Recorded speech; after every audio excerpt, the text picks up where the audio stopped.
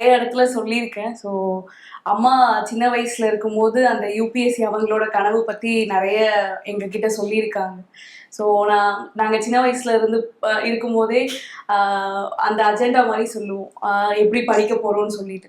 10th வந்து படிச்சிருந்த ஸ்கூல்லேயே முடிச்சிருவோம். 11th 12th அம்மா ஸ்கூல்ல ஜாயின் பண்ணிடுவோம். பக்கத்துல வந்து ஒரு காலேஜ், தெரிஞ்ச காலேஜ் ஒன்று இருந்துச்சு. ஸோ அங்கதான் நாங்கள் டிகிரி கம்ப்ளீட் பண்ணோம். அந்த காலேஜ் என்ன கோர்ஸ் ஆஃபர் பண்றாங்கன்னு கூட தெரியாது. பட் அந்த காலேஜ்ல தான் நாங்கள் முடிப்போம். அப்புறம் வந்து நாங்கள் ஐஏஎஸ் ஆயிடுவோம் அப்படின்னு சொல்லிட்டு இந்த டைலாக் தான் நாங்கள் சொல்லுவோமே சின்ன வயசுல இருந்து.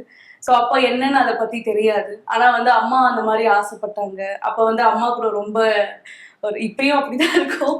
ஸோ அப்ப அம்மா ஏதாச்சும் சொன்னாங்கன்னா அவங்க ஒரு விஷயம் கஷ்டப்பட்டாங்க அப்படின்னு தெரிஞ்சதுன்னா அடுத்து அப்ப அம்மா கஷ்டப்படாம இருக்கணும் அப்படின்னா வந்து நம்ம யூபிஎஸ்சி ஜாயின் பண்ணா அம்மா வந்து சந்தோஷமா அம்மா கஷ்டப்படுத்த கூடாதுன்னு யூபிஎஸ்சி படிக்கணும்னு நினைச்சீங்களா?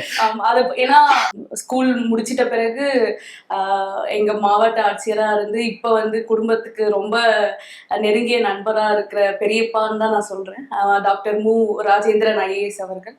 ஸோ அவங்க வந்து அவரை பார்த்து இன்ஸ்பயர் ஆகி ஓகே ஐஏஎஸ் இத்தனை நாள் சொல்லிட்டு இருந்ததுக்கு வந்து ஒரு ஐகான் மாதிரி பார்த்தது வந்து பெரியப்பா தான்.